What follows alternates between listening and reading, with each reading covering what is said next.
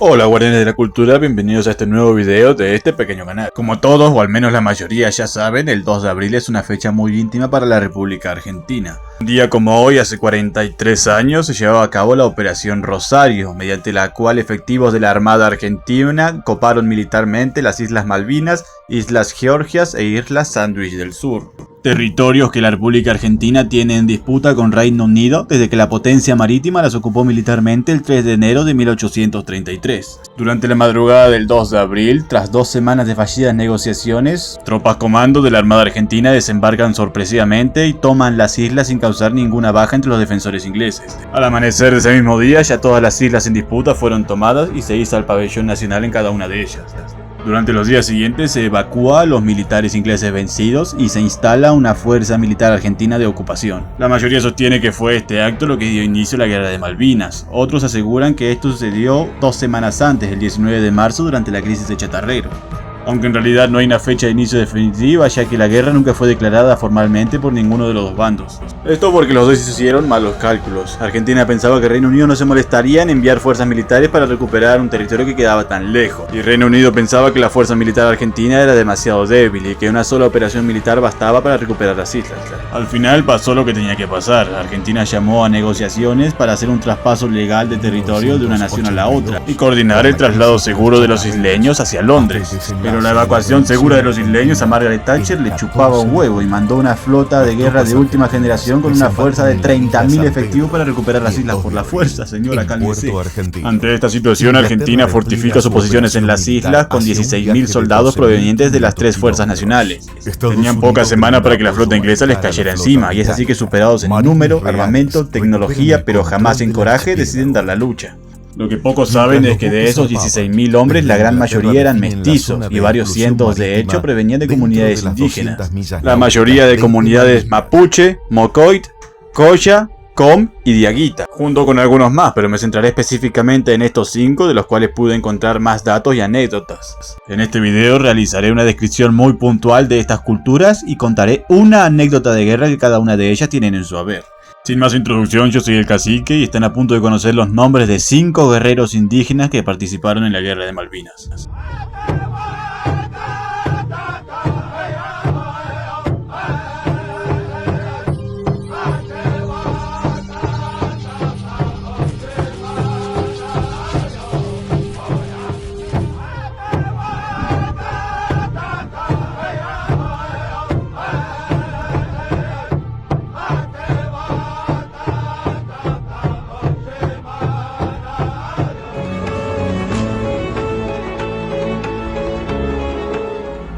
Los diaguitas, algunas veces llamados también calchaquíes, son un pueblo milenario de los valles transversales del noroeste argentino y norte chileno.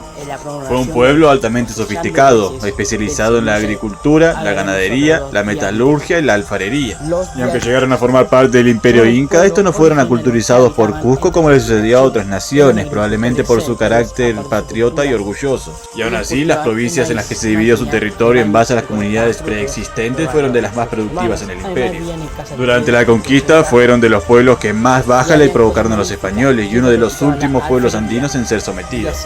Y en aras de la independencia, muchos de ellos incorporaron el ejército libertador rioplatense del norte al mando del general San Miguel de Güemes. El protagonista de esta primera anécdota es el teniente primero Carlos Alberto Chanampa, alias el Indio, quien durante el conflicto se desempeñó como jefe de una sección de artillería constante de 3 cañones Sotomelara y un servicio de pieza de 50 hombres. Estos fueron una sección de apoyo a la tropa defensiva argentina en Pradera del Ganso de 600 hombres, la cual se enfrentaría a una tropa de 2.000 comandos ingleses entre el 28 y el 29 de mayo, en una sangrienta batalla que duraría 36 horas consecutivas. Una batalla clave para determinar el control de Pradera del Ganso, el paso terrestre más importante de Isla Soledad. Pero vamos por partes. Carlos Chanampa nació en 1955 en Tupungato, provincia de Mendoza. Era hijo de Eleuterio Chanampa, suboficial músico del ejército argentino, y nieto de Celia Chanampa, una mujer indígena de etnia diaguita. Su apodo de El Indio fue puesto por sus profesores del colegio militar luego de que estos se enteraran de su linaje. De la institución se graduó con impecable rendimiento en diciembre de 1975, a solo unos meses antes de que ocurriera el último golpe cívico-militar. 6 años después, ya como teniente y jefe de una batería de tiro, era asignado a Malvinas como parte del grupo de artillería antiaérea 4. Su batería especializada en el uso del cañón 105 mm o Tomelara de origen italiano. Un calibre más bajo, menos alcance y un sistema menos tecnológico que otros modelos de los que disponía el país en ese momento, pero con una ventaja. Su diseño y variedad de las municiones le permitía ser efectivo para el ataque antipersonal, para la defensa antibuque e incluso para la defensa antiaérea, volviéndolo el cañón más versátil de lo que la Argentina disponía en ese momento. De los mismos, la subunidad del teniente Chanampa disponía de 4 piezas que integraban la defensa de Puerto Argentino. Sin embargo, tras la noticia de la derrota en el estrecho de San Carlos y el desembarco exitoso de los ingleses en suelo malvinense, las posiciones en el estratégico paso de Pradera del Ganso corren grave peligro. Y si bien la aviación logra ganar mucho tiempo causando importantes estragos al avance inglés mediante ataques furtivos, los comandantes en Puerto Argentino, como si estuvieran jugando en contra, tardan demasiado en enviar refuerzos. Sin embargo, una de las unidades que sí logra llegar a tiempo para reforzar la posición son los artilleros del teniente Chanampa, aunque habiendo perdido una de sus piezas en el camino por un ataque aéreo inglés. Con apenas horas para la llegada del enemigo, la subunidad apenas hace tiempo de preparar su posición.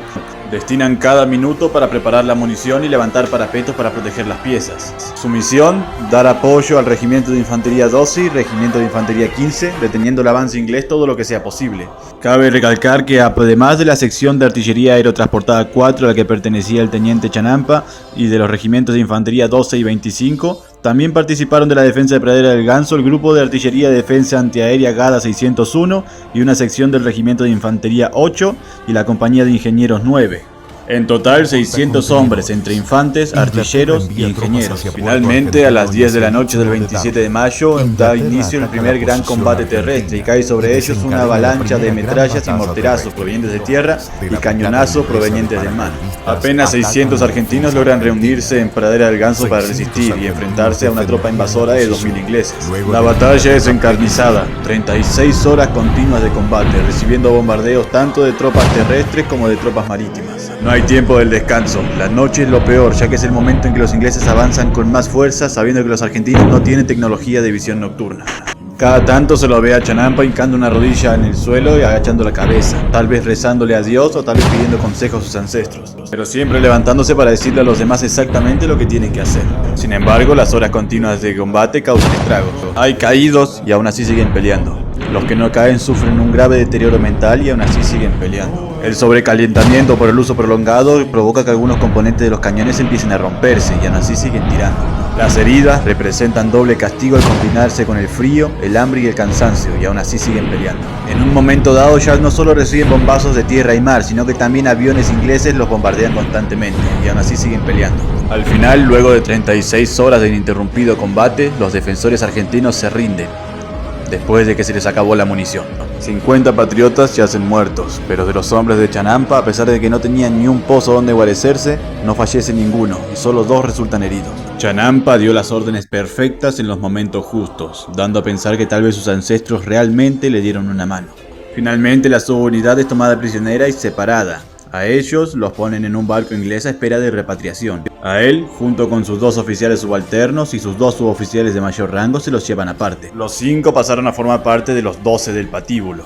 El desempeño argentino había dado tan impresión a los ingleses que estos 12 oficiales y suboficiales superiores fueron retenidos y humillados. Durante los siguientes meses intentaron obligarlos a hacer trabajos forzados. Cuando se cruzaron incluso a punta de pistola, los desnudaron y los sometieron a severos interrogatorios bajo las duras condiciones climáticas de las islas. Cuando ni eso les quebró el espíritu, fueron confinados dentro de una pequeña habitación arreglada a modo de prisión, haciendo sus necesidades todos en un balde que les permitían vaciar cada par de días, compartiendo todos una ración diaria de sopa de pollo que debían consumir con las manos desnudas. Un día, para espanto de los prisioneros, uno de ellos decidió escapar, aunque volvió minutos después. Cundía el pánico en el campamento inglés, que ignoraba que uno de los prisioneros argentinos había escapado y vuelto a la celda. Y es que este había escapado pura y exclusivamente para desquitarse con ellos, robándoles la bandera. Esto primero provocó el enojo en Chanampa y los demás prisioneros, pero más tarde provocaría una gran alegría y burla.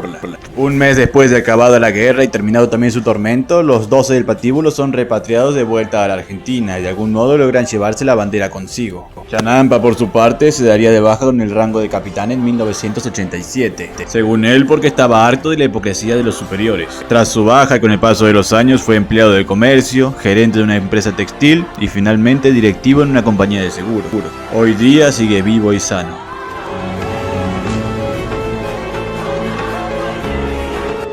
Siendo enemigos de la República Argentina por muchos años, los mapuche o araucanos siempre demostraron ser excepcionales guerreros, con un talento de adaptación inigualable incluso a las más duras condiciones. Prueba de eso es el hecho de que hayan logrado resistir tanto tiempo la conquista, adaptando siempre nuevas técnicas y maniobras cada vez que los criollos aparecían con armamento nuevo. Y aunque finalmente fueron vencidos e incorporados a los estados argentino y chileno, su patriotismo jamás desapareció. El protagonista de esta anécdota es el soldado conscripto Simón Antieco, nacido el 22 de enero de 1962 en la comunidad mapuche de Costa de Lepa, departamento de Chuchamén, provincia de Chubut. No hay mucha información de su biografía más allá de haberse quedado apartado de sus padres a los 2 años de edad. Tras la muerte repentina de su padre en 1964, su madre lo deja al cuidado de sus abuelos maternos para irse a trabajar a Esquel, con la promesa de que volvería con él apenas esté en buena posición económica. Promesa que nunca se cumple, ya que estando en esa ciudad su madre se vuelve alcohólica y terminaría falleciendo 12 años después de problemas de salud relacionados con la bebida, dejando atrás otros 3 hijos que tuvo en la ciudad, hijos a los que Simón terminaría ayudando.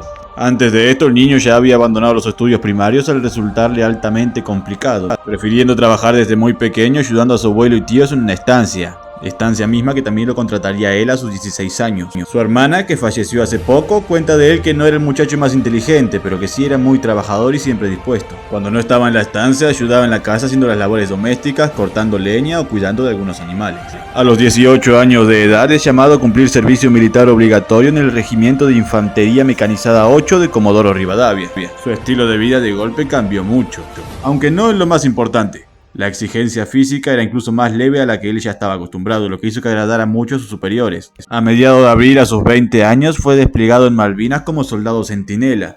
Desde allí escribió a su hermana comunicándole que había quedado encantado con el lugar, que las islas eran hermosas, pero admitiendo que el frío era tan intenso que incluso él lo padecía incluso estando abrigado. El 16 de abril, la guerra llegó a su regimiento, el cual estaba emplazado en Bahía del Zorro, con la misión de evitar cualquier desembarco inglés, ya que ese punto era el más conveniente para desembarcar en Isla Gran Malvina. El soldado Antieco y sus compañeros de patrulla habitaron un pozo de zorro en las afueras de la bahía. Aquí descansaban un par de horas para comer y dormir y luego salían a hacer patrulla y guardia en los alrededores. Algunas veces sorprendidos por cañonazos provenientes del mar, otros por ataques aéreos sorpresivos, pero más que nada atacados por helicópteros con metralla. Los soldados en compañía de los centinelas que estaban en otro pozo de zorro respondían el fuego con sus propios fusiles y algunas veces incluso llegando a derribar uno que otro helicóptero. Sin embargo, la suerte terminaría burlándose de la patrulla de Antieco. Un cierto día una tormenta sorpresiva hizo que los helicópteros se alejaran, pero también hizo que la patrulla perdiera el rastro de donde quedaba su pozo de zorro. Para salvar la vida de la tormenta, ya que estar mojado en las Islas Malvinas es igual a estar muerto, se refugiaron en una casilla de madera que había cerca de la costa. La casilla tenía 2 pisos y solamente tenía ventanas en la parte de arriba, por lo que mientras Antieco y 2 soldados más fueron arriba a tratar de vigilar, los 2 que se quedaron abajo intentaron encender un fuego para secar las prendas mojadas. El edificio, de los más antiguos que había en las islas, había sido aislado con el método antiguo, o sea, embadurnado en aceite. Cuando los soldados prendieron un pequeño fuego, este se expandió rápidamente por el piso hacia las paredes y el techo. Antieco y sus 2 compañeros que vigilaban desde arriba murieron consumidos por las llamas. Horas después, ese 8 de mayo, los 3 cuerpos serían recuperados y actualmente descansan en el cementerio de Darwin en las Islas Malvinas. Hoy en día el soldado Antieco fue declarado héroe nacional y tiene un monumento y un puente en su nombre cerca de su localidad.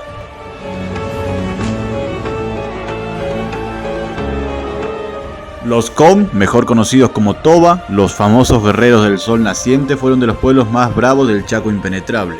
Cazadores, recolectores y pescadores por excelencia, pero también practicaban la horticultura, o sea que llevaban a cabo siembras de verduras en época primaveral. Fueron la etnia predominante en el centro norte de la actual República Argentina e incluso lo siguen siendo hasta el día de hoy. El protagonista de esta corta historia es el soldado conscripto Benito Pascual González. Digo corta porque no hay testimonio escrito, todo lo que se sabe es lo que salió de su propia boca en entrevista. Y eso no es mucho, es muy reservado con la historia ya que él mismo trató de mantenerla oculta al principio. No habla mucho de su infancia, más que fue muy dura, ya que tuvo que vivir el día a día haciendo lo posible para procurarse el sustento. Gran parte de su infancia y adolescencia la pasó en las calles y caminos rurales aledaños a la ciudad. La primera vez que tuvo estructura en su vida fue con el servicio militar obligatorio, el cual lo rindió para la Armada Argentina, en el puerto General Belgrano, cerca de la ciudad de Bahía Blanca, al sur de la provincia de Buenos Aires. En diciembre de 1981 señala que los entrenamientos se volvieron exageradamente exigentes de un día para el otro. Meses después supo por qué, cuando de entre tantos lo señalaron justamente a él para participar en la Operación Rosario, misma que en una sola noche ocupó los territorios de Islas Malvinas, Islas Sandwich del Sur e Islas Georgias. No se sabe mucho de su desempeño en combate, ya que no hay registro escrito, y otra vez él mismo se ha negado a contar la anécdota en detalle. Pero yo teorizo que fue excelente. ¿Por qué? Simple. Luego de completada la misión, él fue trasladado a otra parte. Pascual no participó de la guerra en las islas. Por otro lado, su unidad fue trasladada a la frontera con Chile, y es por esto que yo pienso que su desempeño debió ser excelente. Para los que no lo saben, las tropas argentinas estacionadas en Malvinas eran simplemente en su mayoría auxiliares. Aunque sí había algunas tropas de alto calibre, la gran mayoría de ellas eran de segunda mano.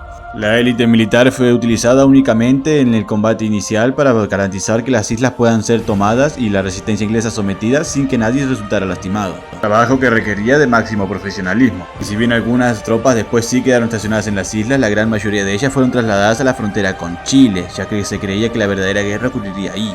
Entre estas tropas élite trasladadas a la frontera chilena estaba el soldado Pascual González. Ahora, ¿por qué integrar el grupo de los mejores si él mismo no hubiera sido uno de ellos? Otro dato que suma más incógnita a la anécdota es que el soldado Pascual González, tras terminada la guerra, fue devuelto a Puerto General Belgrano y dado de baja en una ceremonia secreta. Él mismo se trasladó por sus propios medios de vuelta a su natal Chaco, y desde allí durante los próximos 15 años mantuvo su participación en el conflicto en total secreto, incluso de sus más allegados familiares.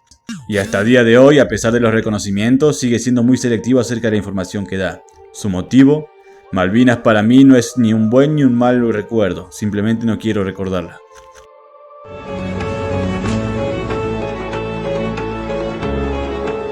Los Mocoit, mejor conocidos como mocovíes, son un pueblo emparentado a los guaycurúes y habitantes ancestrales de las actuales provincias de Formosa, Chaco, Santa Fe y Santiago del Estero. Al igual que los Com, vivían principalmente de la caza, la pesca, la recolección y la horticultura, aunque estos también llegaron a desarrollar una agricultura incipiente con el cultivo de algunos granos.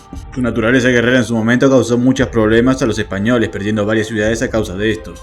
El protagonista de esta nuevamente corta anécdota por la falta de información es el soldado Luis Santo Camargo, nacido en Helvecia, una ciudad al este de la provincia de Santa Fe. Nacido y crecido en una familia campesina, su vida transcurrió arando la tierra sin posibilidad de estudiar. Sin embargo, se dio con la posibilidad de acceder a programas educativos una vez fue llamado a cumplir servicio militar en la Armada, cosa que le vino al pelo puesto que su sueño era conocer el mar. Hola guardianes de la cultura, lamento hacer esta pequeña intervención, es que mucho de lo que había contado de aquí en adelante descubrí recientemente que se trataba de información falsa, por lo tanto esta anécdota va a tener que cortarse de repente. Sin embargo, a continuación voy a contarles detalladamente lo que sí pude corroborar acerca de este personaje. Luis Camargo fue tripulante en una de las embarcaciones que participaron del conflicto. Por algún motivo, no se sabe si por accidente o porque su embarcación fue hundida, este estuvo mucho tiempo sumergido en las aguas del Atlántico Sur, lo que le trajo problemas de salud. Al terminar la guerra y volver al continente, su condición física no le permitió seguir una carrera militar, por lo que tampoco pudo continuar sus estudios. Volvió como pudo hasta su ciudad natal, donde sigue arando la misma chacra hasta el día de hoy, sobreviviendo de lo que él mismo cultiva, ya que el Estado le ha negado su pensión al no reconocerlo como veterano. Fuimos de los primeros en navegar hacia las islas. Algunos superiores nos decían que iba a ser un viaje de placer, mientras que otros afirmaban que se trataba de una guerra. Pese a ello, yo tenía muchas ganas de ir a Malvinas, de hecho había soñado con este momento. Estuve en el ejército hasta el 1 de octubre de 1982, donde me dan de baja. Estuve 17 días internado al final de la guerra por el frío que pasé, ya que la sangre no me circulaba en las piernas como debía.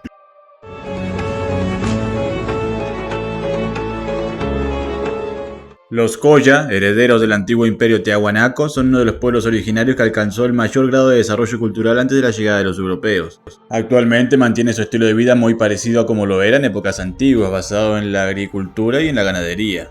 Esta última desarrollada y maximizada específicamente en la producción de lana. Y es que los mismos tuvieron la industria textil más avanzada del continente, incluso hoy en día sigue teniendo relevancia a nivel mundial, confeccionando a mano unas de las prendas más hermosas y coloridas del mundo. Habitantes ancestrales de las provincias argentinas de Salta y Jujuy, sur boliviano y norte chileno, son probablemente el pueblo prehispánico que mejor ha sabido conservar sus tradiciones originales. A diferencia de las anécdotas anteriores, en este caso no tendremos un solo protagonista, sino tres, los hermanos Vilcacóndori. Cabo primero artillero Juan Vilcacóndori, de 23 años. Soldado enfermero Anastasio Vilcacóndori, de 21 años. Y marinero recluta aprendiz Mario Vilcacóndori, de 16 años. Este último el soldado más joven de las Malvinas. Los tres hermanos, parte de una camada de 9, nacieron en el pueblo del Queñal, una antigua comunidad indígena que actualmente está deshabitada.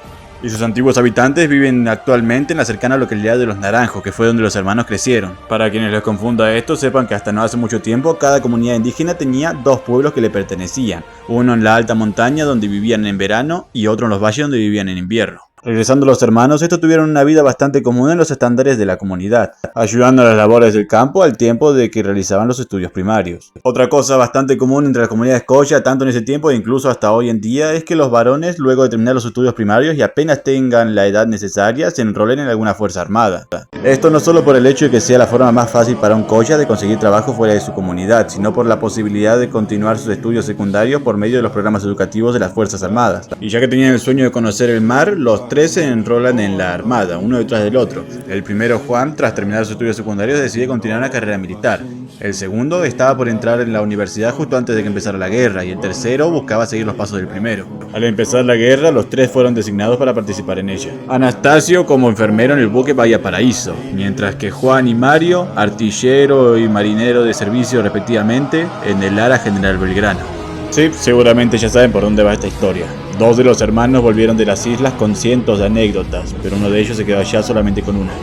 El 2 de mayo de 1982, a pesar de estar fuera del área de exclusión, el Lara General Belgrano es atacado por un submarino nuclear británico. Llego a cubierta, me encuentro con la proa que le faltaba toda la proa. Entonces, como una película, me voy caminando hacia popa y veo que también falta la popa y el comedor. Entonces el buque se empezaba a inclinar hacia babor. Al sentir el primer impacto y sentirse bajo ataque, el hermano mayor junto con otros artilleros se dirigen a tomar posiciones de combate. Sin embargo, al no divisar ni aviones ni barcos enemigos, descubre lo peor: los estaba atacando un submarino. Y no cualquier submarino, sino el HMS Conqueror, uno de los mejores de la Armada Real Británica, el cual al impactar su segundo torpedo ya había condenado al Lara General Belgrano. Al darse cuenta de esto, Juan pica el cóndor y abandonó su posición y empezó a buscar frenéticamente a su hermano. Tan solo unos minutos después se escucharía por los altavoces la orden de abandonar el barco. Un dato impactante de esta historia es que al haber sido atacado fuera del área de exclusión, el hundimiento del Lara General Belgrano representa un crimen de guerra, uno por el cual el gobierno británico jamás se dignó a dar explicaciones. Con el pasar de los minutos, Juan corría de un lugar a otro buscando desesperado a su hermano, pero no lo encontraba. Finalmente, mientras los últimos botes salvavidas ya iban saliendo, él se dispuso a meterse en una de las partes que estaban sumergidas. Sin embargo, en ese momento apareció un marinero no identificado, alguien a quien Juan dijo tiempo después que no llegó a reconocerlo, pero este lo agarró y lo llevó hacia un bote salvavidas y lo obligó a subirse en él.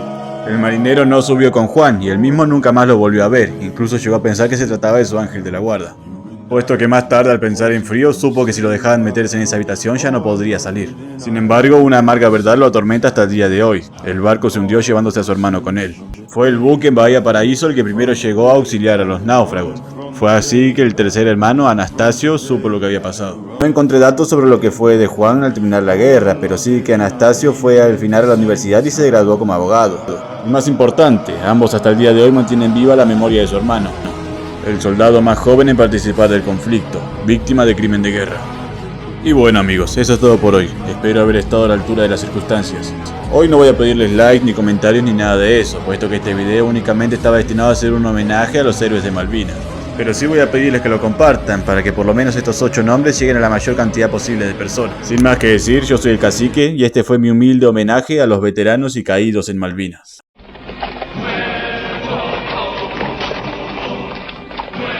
Sarita, ¿qué están diciendo? Los indios ya no pelearán más.